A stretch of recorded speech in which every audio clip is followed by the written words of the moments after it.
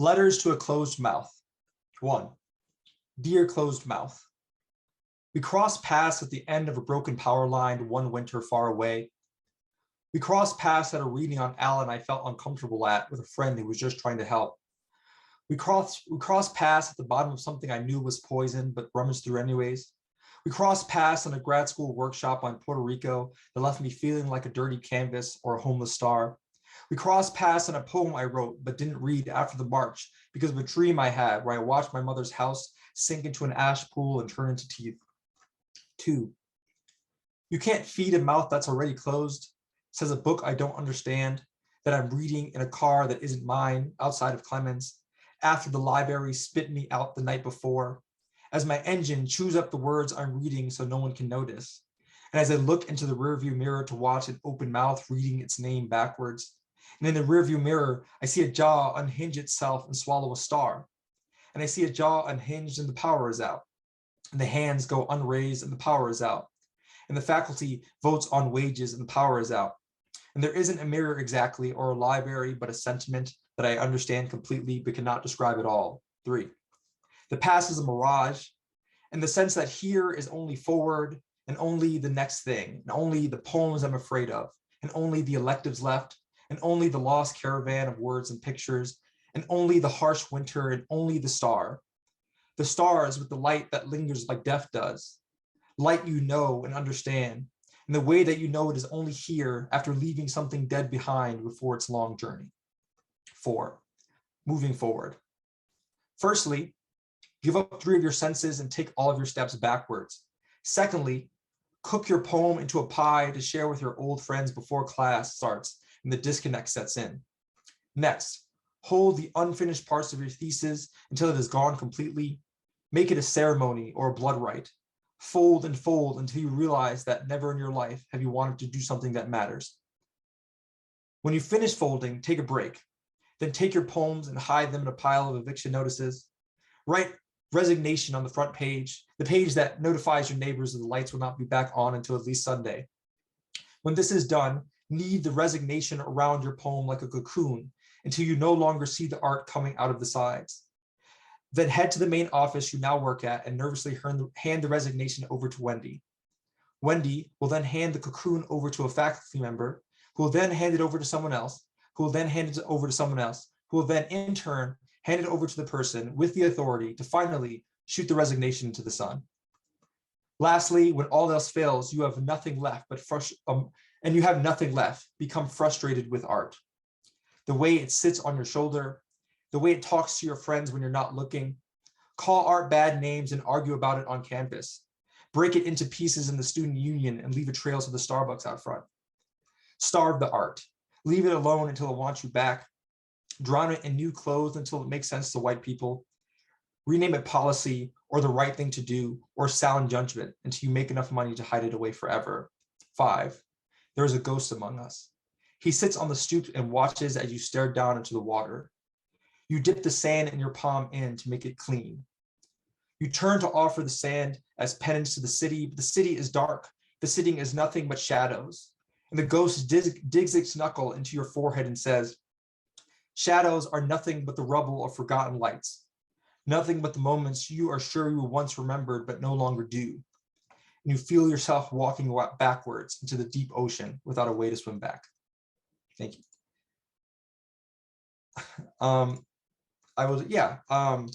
Thank you everyone for being here. I just wanted to quickly thank Rochelle and Dan for allowing me to be a part of this reading and being among such excellent writers and allowing me to win a tournament after this. I'm really excited for my amiibo.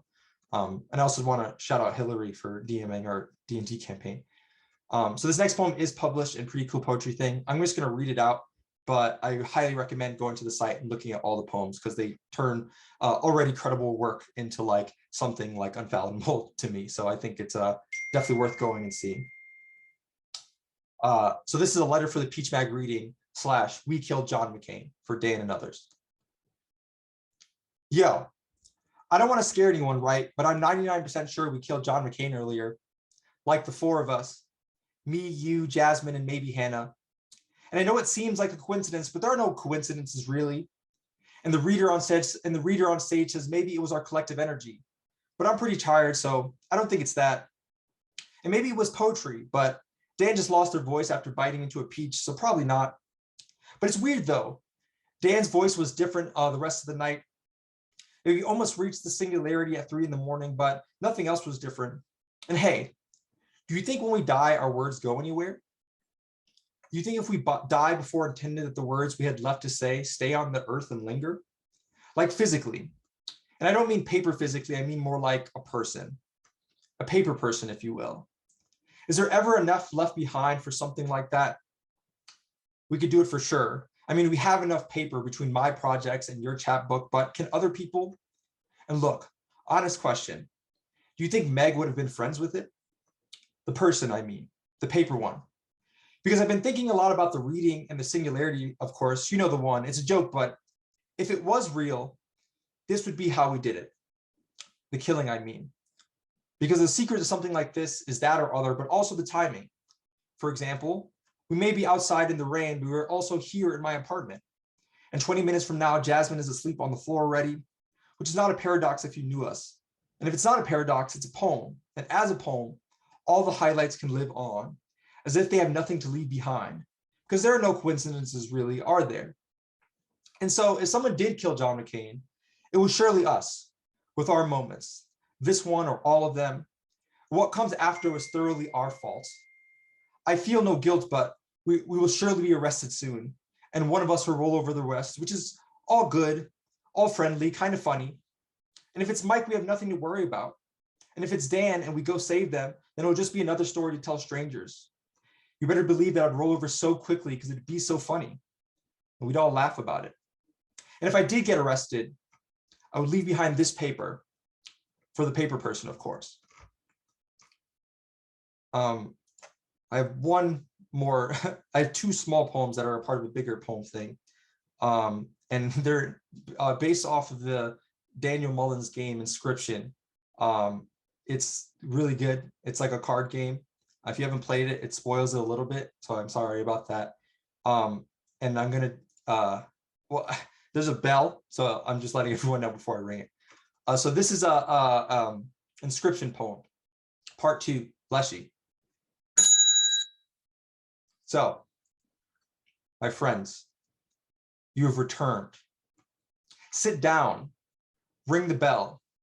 It's exactly as you left it. I want to play. I want to be in this turn forever. Ring the bell. Pick up your cards. You have nothing to fear. Begin. You sit down in a dark room filled with things you owned. You draw your hand until it's full and reach over the table. It's your turn. You play a card called Legacy and think about Walito's funeral. You think about that one summer you and Kevin played Mortal Kombat 9 every night before work, and how you never practiced to keep the games exciting, and how different it was from Street Fighter or Marvel, and how Kevin tried to teach you things in the same ways your dads would. It's your turn. Your hand is full. Begin. You decide you want to be alive at least once this summer, so you pool your money together and take the bus over to the Galleria to try to stunt on your friends. But that man outside spits on your shoes for being young and rebellious and growing up in the wrong direction. So Kevin tells you right next to the guy that he must want us to punch him in the face so he can call us spics to his fucking friends. And your stomach feels torn up in the same way Ermax did the Saturday before. So instead of the mall, you pool your money together and take 2 buses to Darien Lake to flirt with girls you will never see again and never talk about after. Next to your deck is a foiled version of that picture you took on the slingshot that cost $40 more than the 2 of you had combined. The walk up the water slide was so lucid because you had just watched a toddler throw up in the food court and sit down to play in it. You both felt so guilty. So Kev looks off towards the Superman about halfway up and tells you about his first love. And it felt so sideways to how he had talked to you about girls up until then. And your stomach was so open that at the top, you couldn't go down without sacrifice. You have nothing to play in a full hand. And it's so hot. It was so hot. Remember, even Kevin couldn't keep his shirt on. And even you couldn't hit the stairs without sinking to the bottom. And you get to the bottom just to realize that he's gone already, and you will never see Kevin look that way ever again. So you stand from the table, leave your cards face down for the remainder of the summer. Kev is a father now. You say out loud to yourself, extending a hand towards the past, I concede. The past opens its palm with a broken olive branch, and you ring the bell to end this moment forever, until the wash of summer drifts you away towards the cold. Part 3, Grimora. DTED will never die. Progression through the genocide route of Undertale, against the window of a far back JFK terminal, 1 hour after a very awkward lunch in a Manhattan bagel shop, 8 years before you return, and 17 blocks from where ashes will likely be scattered, is halted at the bridge connecting Snowden, Hotlands, Brooklyn, and where I'm currently staying. The monster kid, who presumably does not know better, leads me towards Asgore's castle, where my brother, who presumably does not know better, suggests we sit 1 row behind our sisters, to leave room for their unwelcoming, and to open the door to shed tears privately. Undyne, through determination, blocks the path towards the funeral with her body, and, overwhelmed by sheer will to live, I give up, leaving the letter I wrote in the bathroom at the airport. Bebe was killed, and it doesn't matter how. Solaire, true hero of Astoria, determined by light, follows you down to the bottom of the commons in search of a mask. He will find down there, at the bottom of the bed, not sunlight, but Adham, an old friend returning to school 1 week later, with a new air about him, as if he had figured out something back home I wouldn't understand. It was surely him, even with the bulb, even at a slow march towards our last lunch for a while, where it was too late to care for each other now, and we're leaving Isolith before the boss and after coffee, meant rocking around the outside of campus for the last time before going to bed. Theo Jr. did not deserve what happened at his funeral. Not until about 10 hours into Spiritfarer do you share the first of several moments with your closest friends on a rainy morning at the far back booth of Amy's place. And it is known that the other side, full of new and peace, was not harrowing, not an undoing of old memories or the sad, and yet a great calm falls over you. And you hug Gwen moments before, and it feels warm and cold, and you feel cold. The inside is cold, so you don't tell stories, you don't share memories, but sit in your car without texting them back before getting out and walking home. Dad never says the name he lost to the 80s.